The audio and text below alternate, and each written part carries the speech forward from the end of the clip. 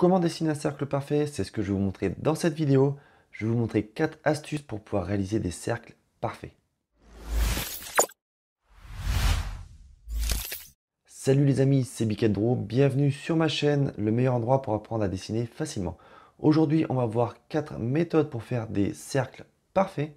Les deux premières méthodes vont se faire avec des outils, les deux dernières vont se faire à main levée. N'hésitez pas à rester jusqu'à la fin, personnellement je préfère la dernière méthode. Allez go!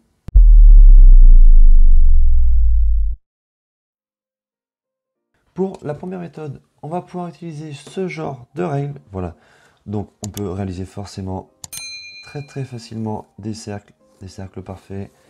Voilà, de plusieurs tailles. Par exemple, on va pouvoir faire ici de petits yeux de la même taille.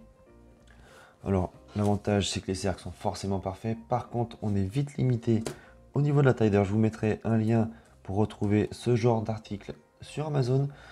Mais on est vraiment vite limité donc, par les diamètres des cercles. Voilà, vous voyez, le plus gros, ça va être celui-là. Après, le plus petit, bon, le plus petit, on peut juste faire un point. On n'arrivera pas à faire de cercle dans le plus petit. Je ne sais même pas si ça passe à travers. La mine ne passe même pas à travers. Le deuxième, vraiment, voilà, on a vraiment un tout petit point. Ça fait quand même un cercle, l'air de rien.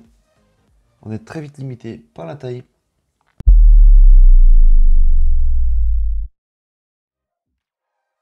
Ensuite, la deuxième méthode, vous la connaissez tous, bien sûr, le compas.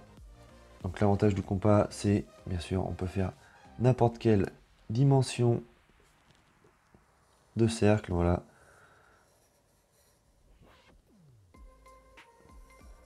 Le seul inconvénient pour moi, c'est voilà, ce petit point qu'on va avoir au milieu.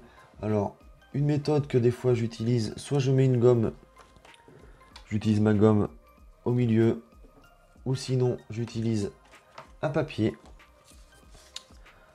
Je vais mettre mon papier comme ceci pour faire mon dessin. Malheureusement, le gros inconvénient, c'est que si on veut reproduire, si on fait juste le dessin et on veut le reproduire à l'ancrage, on n'aura plus notre axe.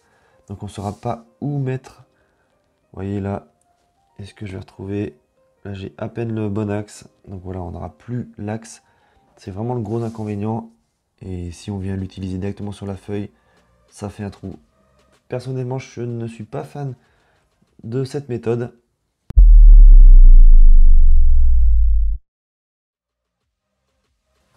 Ensuite, cette méthode-là, c'est celle que je préfère. Vous venez faire, donc, au préalable, des cercles comme ça.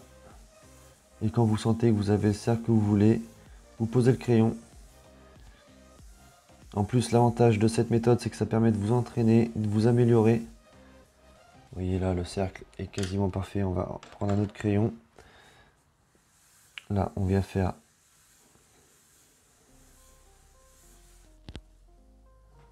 et ça permet vraiment de vous améliorer. On peut faire un petit.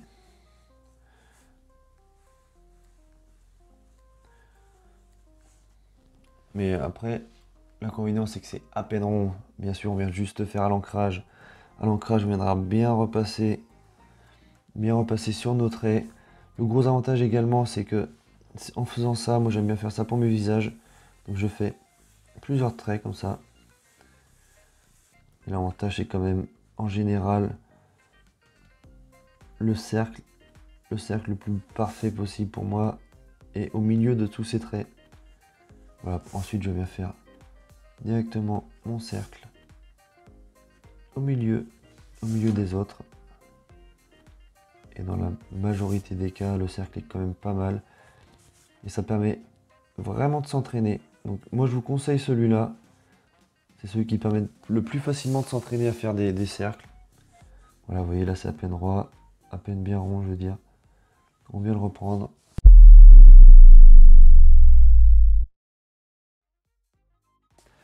Et la dernière méthode que moi j'aime beaucoup, mais bon, c'est surtout pour faire des grands cercles. On vient poser notre petit doigt au milieu, donc à l'axe de notre cercle. Et ensuite, on va venir faire tourner notre feuille autour. Donc, par exemple, on va vouloir faire un cercle de cette taille-là. Bien sûr, si si j'ai pas d'objet qui vient empêcher la rotation de la feuille. Et normalement, le cercle est... Ah, il est pas parfait, mais il est quasiment parfait. Voilà, on va refaire un dernier pour vous montrer l'exemple. Bien sûr, il faut rien avoir qui empêche la rotation sur le bureau. Et voilà, regardez, celui-là est vraiment parfait. Personnellement, j'aime beaucoup cette méthode. D'ailleurs, je l'ai utilisée quand j'ai dessiné le Faucon Millenium pour avoir un grand cercle bien fait. Après, celle que j'utilise le plus, c'est celle-ci. Le fait de faire voilà, des cercles à main levée. On vient faire bouger toute la partie avant-bras de l'avant-bras. Le coude pas posé. Le coude n'est pas posé sur le bureau. Comme ça. Et après, bah, bien sûr, celle-là avec le compas. Le compas toujours très pratique. Et la petite règle qui peut être très pratique pour faire des petites emojis, des petites choses comme ça. Et voilà pour le tuto, j'espère qu'il vous aura plu, j'espère qu'il vous aura aidé à faire des cercles parfaits. Si c'est le cas, n'hésitez pas à me laisser un pouce bleu, à le partager à vos amis. Et je vous dis à bientôt. Allez, ciao!